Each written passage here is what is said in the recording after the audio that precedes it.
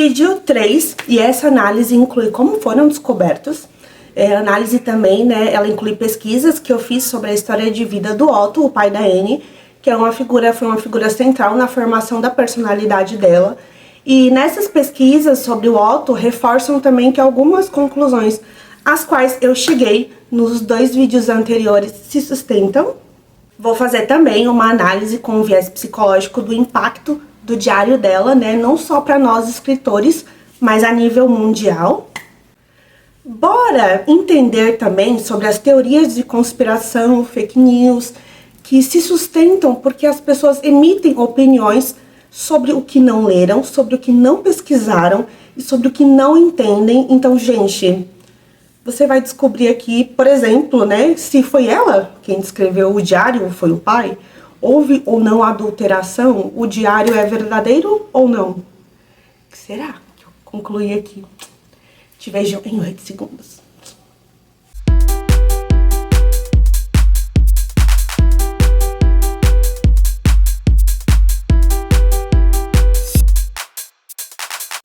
Após o final da guerra, o único sobrevivente do grupo do anexo foi o pai da Annie, o Otto Frank.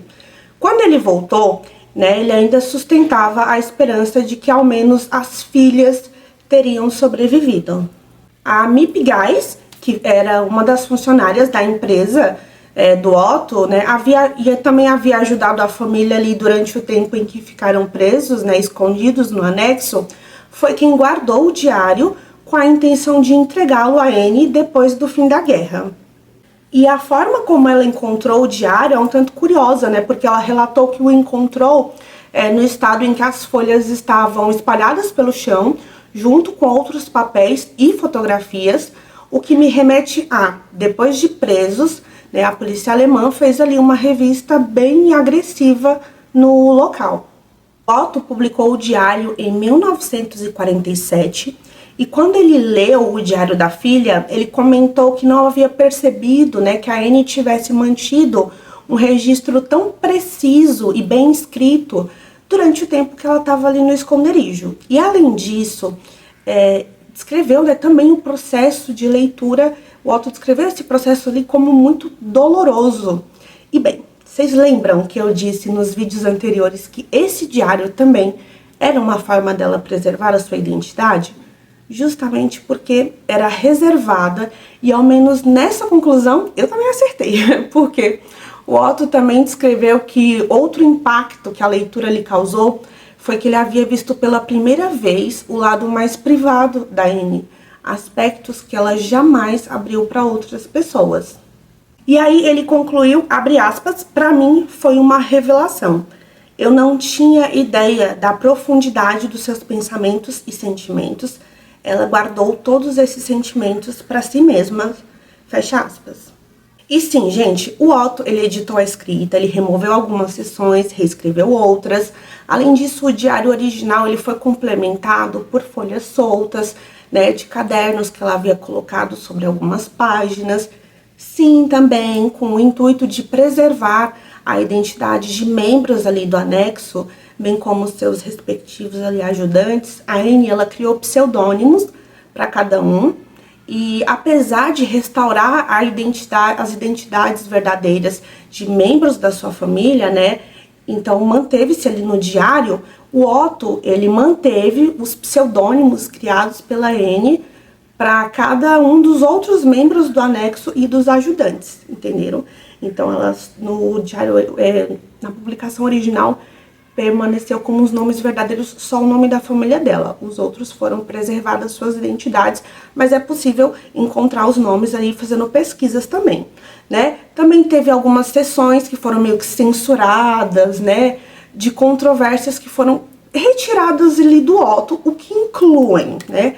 Ele descrevendo sobre a exploração dos seus órgãos genitais, as suas opiniões sobre sexo, parto, menstruação, críticas acerca do casamento dos seus pais, né? Segundo o que eu pesquisei, a Annie fala no diário que entre eles não havia amor, né? E aí no diário já fica claro o difícil relacionamento com a mãe, mas outros trechos sobre esse aspecto foram retirados.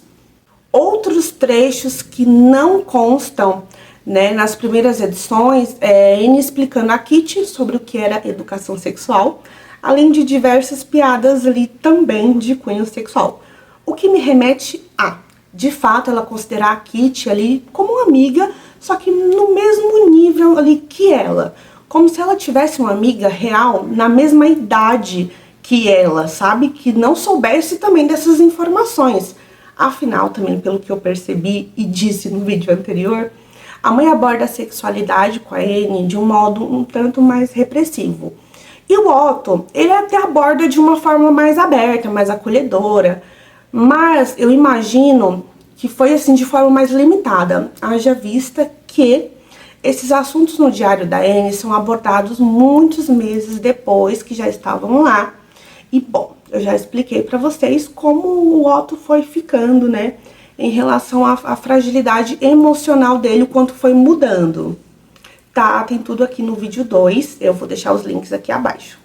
Mas a Anne, com a sua personalidade curiosa, aberta ao novo, o que daria uma excelente jornalista investigativa, logo, o que não lhe dizem, ela acha nos livros. Em uma análise do impacto da Anne Frank, muitos sobreviventes e outras pessoas remetem a imagem da Anne a alguém que deu voz, né, a essas pessoas, e portanto ela representa a dor, né, e a voz de milhões de pessoas que sofreram e morreram como ela. Como se por sua notoriedade com o diário sempre fizesse as pessoas nunca se esquecerem ou deixarem de se indignar com o que aconteceu. Porque, por exemplo, pensa quando você estava estudando história na escola e lendo, mais especificamente, Segunda Guerra Mundial, né? E lendo lá nos livros, número X de mortes, números aproximados, né? Números aproximados de X mortos de soldados, número X aproximado de mortos de judeus, etc. Pois é, são números, não pessoas. Isso cria em nós uma defesa chamada afastamento, o que não é tão frequente quando vemos filmes, por exemplo, baseados em fatos, ou livros baseados em fatos. Portanto, vocês entenderam aonde eu quero chegar? Quando eu falo de números, eu gero um afastamento, eu não estou falando de pessoas, mas quando eu estou vendo um livro, um filme que é baseado em fatos, isso mexe muito mais com a gente se conecta muito mais profundamente. Então esse é um dos impactos do legado dela, não deixar que as pessoas tratem ou estudem ou rememorem os fatos da Segunda Guerra com este afastamento, com essa falta de conexão emocional. Portanto, né, para mim faz total sentido esse impacto da obra dela sobre o mundo, na obra dela sobre o mundo como um todo. Em 1957, né, o Otto começou a estabelecer ali a Fundação Anne Frank com a finalidade de levantar recursos para salvar da demolição o prédio dele, né, o prédio comercial dele, que serviu também de esconderijo, né, que foi o anexo, e a fim também de torná-lo um local público. Essa parte me remete à célebre frase de que, se nos esquecemos do passado, ele tende a se repetir. Então, para mim, fica subentendido que preservar esse local é uma forma das pessoas não se esquecerem que tiranos ascendem ao poder de modo democrático. E a pista para entender a mente de um candidato que já dá indícios de tirania são discursos ultranacionalistas e com um viés de manipulação que vão direto na dor da maioria das pessoas. E em seguida, o tal tirano se coloca na posição de que só ele pode solucionar todas as dores que afetam uma nação. E agora, falando do contorno emocional desses discursos, que dão indícios ali iniciais de um candidato ser mais autoritário, é um discurso agressivo. A abordagem é nos extremos, 8 ou 80. É como eu sempre digo, as pessoas sempre nos dão amostras de quem são. Muitas vezes somos nós que não queremos ver. E aí também o diário original da Anne se encontra nessa casa Anne Frank, que conseguiu sim estar preservada até hoje. Um amigo meu também próximo me contou que já foi lá. Então, provavelmente ele também já deve ter visto. Já se levantou especulações sobre a caligrafia, e já foi provado que de fato é a letra da Anne, ou seja, foi ela que escreveu, gente. O Otto, ele serviu ao exército imperial alemão na Primeira Guerra Mundial e após ali, a atuação dele foi promovido a tenente. O fim da Primeira Guerra trouxe consigo ali também a alta inflação, os negócios do pai e posteriormente do Otto foram afetados. Agora, também faz total sentido quando a Anne escreveu que quer ser tão madura como o pai, sem ter que passar pelo que ele passou, né? Então, depois dessa pesquisa, eu também fiquei pensando que a Segunda Guerra trouxe à tona muita coisa que ele não queria encarar, né? Tipo, muitos gatilhos, muitos traumas, porque, como eu disse, ali no anexo não tinha muito com o que se ocupar, né? O que abre espaço para a gente se deparar com a nossa solidão ou solitude.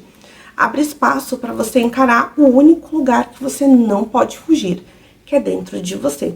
Inclusive, como tá essa relação aí com você mesmo? Quando eu disse nos vídeos anteriores o quanto o Otto vai apresentando sintomas de um quadro mais deprimido, depois dessas pesquisas, esse meu palpite fez mais sentido e acrescento que, vamos lá, resumo aqui, juntando toda aquela situação, né, em que pela estratégia que ele bolou, né, ali de estadia, suprimentos, mantimentos, comida, dinheiro, etc.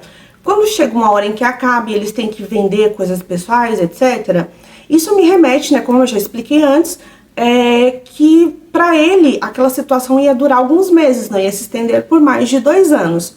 Aonde eu quero chegar? Ele sai da Primeira Guerra, não tem tempo ali para elaborar psicologicamente o possível estresse pós-traumático, porque vai estar ocupado demais em salvar os negócios da família, do pai, tem inflação, ele tem uma família para sustentar, tem o pai, tem a mãe. O tempo ocioso no anexo, mais juntando o tempo indeterminado, de que eles não sabem quando vão ficar lá, fez com que o Otto confrontasse o que ele sempre evitou, ele mesmo, né? E o resultado desse olhar para dentro é diferente para todos ali no anexo. E eu falo também disso ali no segundo vídeo e links na descrição, gente. Me falem a opinião de vocês. Existe um mecanismo de defesa chamado intelectualismo, né? O qual a pessoa lida, ou melhor dizendo, não lida, né, com as suas emoções muito bem. E para suprir essa inabilidade, né, que traz angústia, traz ansiedade, a pessoa se defende estudando muito, se engajando muito, em sempre manter a cabeça ocupada com a implementação de ideias, projetos, ou seja, estudar e trabalhar demais pode sim ser uma defesa.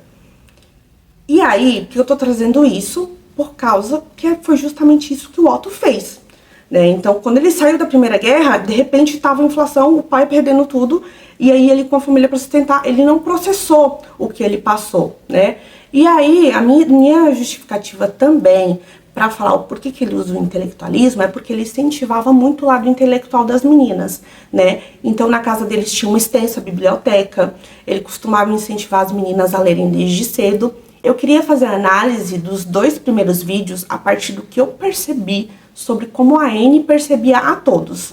Se eu tivesse feito pesquisas como as que eu fiz para esse vídeo, eu teria contaminado, né, todo o meu olhar, né? Então a ideia era entender a dinâmica de todos pelo olhar da Anne nos 2 primeiros vídeos. Esse vídeo sim, eu fiz pesquisas, né?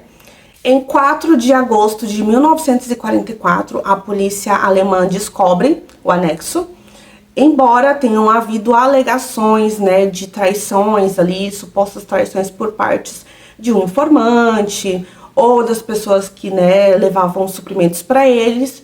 A fonte da informação que levou as autoridades a descobrirem o local do anexo, no caso, nunca foi de fato identificada, então não se sabe quem denunciou eles.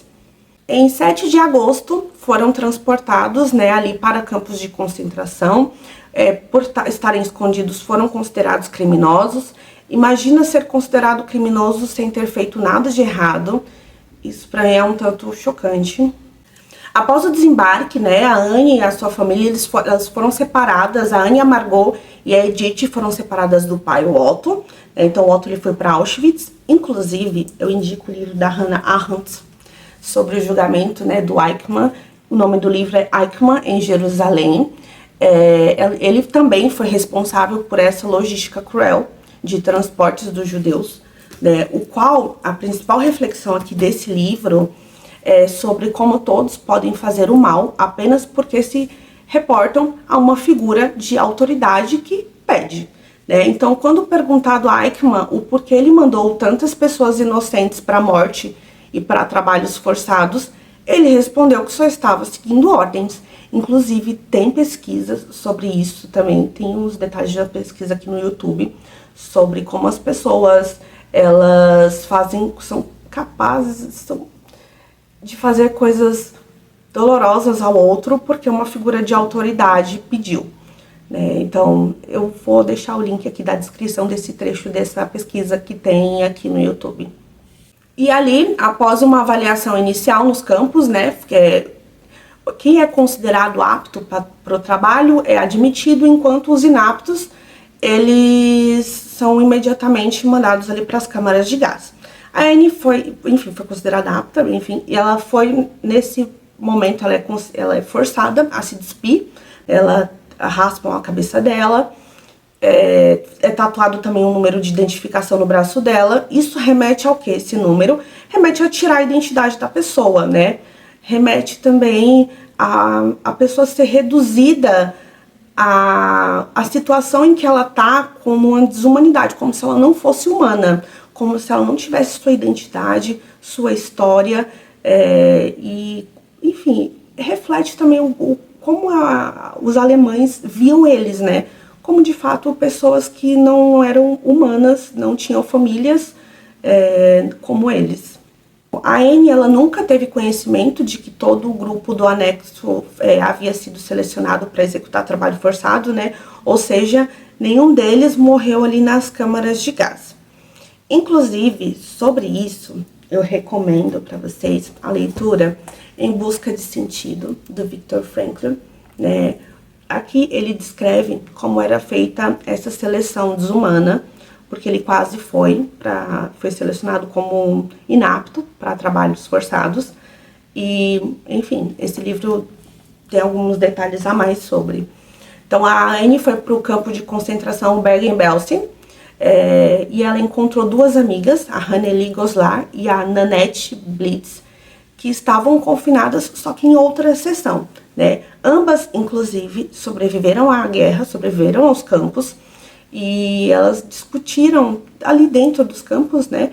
Elas tiveram algumas conversas através de uma cerca, pelo que eu entendi, né? Porque, assim, tem um filme na Netflix chamado Anne Frank, Minha Melhor Amiga, que retrata a amizade dela justamente com a Hanneli Goslar, e retrata um pouco desse momento em que a Anne vai para o campo e elas duas ficam se comunicando através de uma cerca. A Edith Frank, que é a mãe da Anne, ela morreu primeiro que as filhas.